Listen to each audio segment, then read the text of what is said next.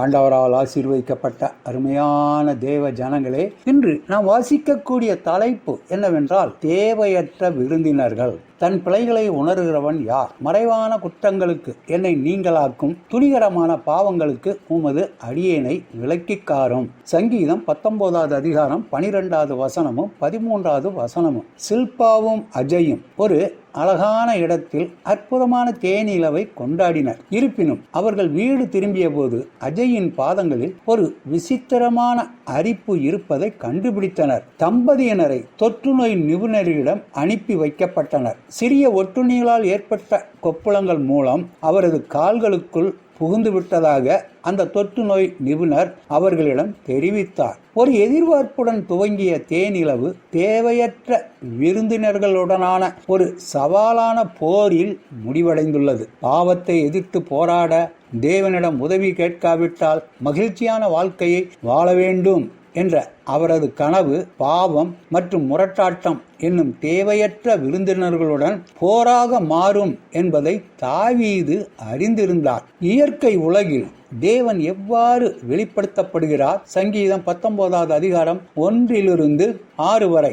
தேவனுடைய போதனையில் ஞானத்தை அடைந்து வசனம் 7-10 வரை காணப்பட்ட அவரது ஞானத்தை அறிவித்த பிறகு தன்னுடைய கீழ்ப்படியாமை என்னும் ஆணவ எண்ணங்களிலிருந்து தன்னை பாதுகாக்கும்படி தாவீது தேவனிடம் உதவி கேட்கிறார். மறைவான குற்றங்களுக்கு என்னை நீங்களாக்கும், துணிகரமான பாவங்களுக்கு உமது அடியேனை விலக்கிக்காரும் என்று எழுதுகிறார். வசனம் 12-13. பாவம் என்ற தொற்று நோய் தன்னை தாக்காமல் இருக்க தன்னிடம் மனித வளம் இல்லை என்பதை அவர் உணர்ந்தார். எனவே அவர் ஞானமாக தேவனிடம் உதவி கேட்டார். தேவனை கனப்படுத்தும் விதத்தில் வாழ நினைக்கும் நம்முடைய வாழ்க்கையானது பாவத்தினால் தடை செய்யப்படவில்லை என்பதை நாம் எவ்விதம் உறுதி செய்து கொள்ள முடியும்? நம் கண்களை அவர் மீது வைத்திருப்போம். நம் பாவத்தை ஒப்புக்கொண்டு மனம் திரும்புவோம். தேவையற்ற ஆவிக்குரிய ஒட்டுண்ணிகள் நம் வாழ்க்கையை சிதைக்காமல் இருக்க தெய்வீக உதவியை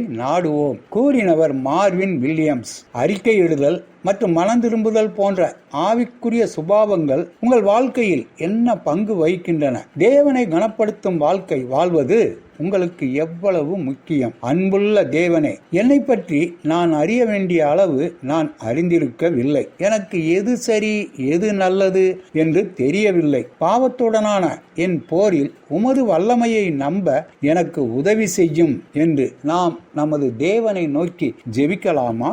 ஆண்டவர் தாமே நம் அனைவரையும் ஆசீர்வதிப்பாராக. ஆமேன்.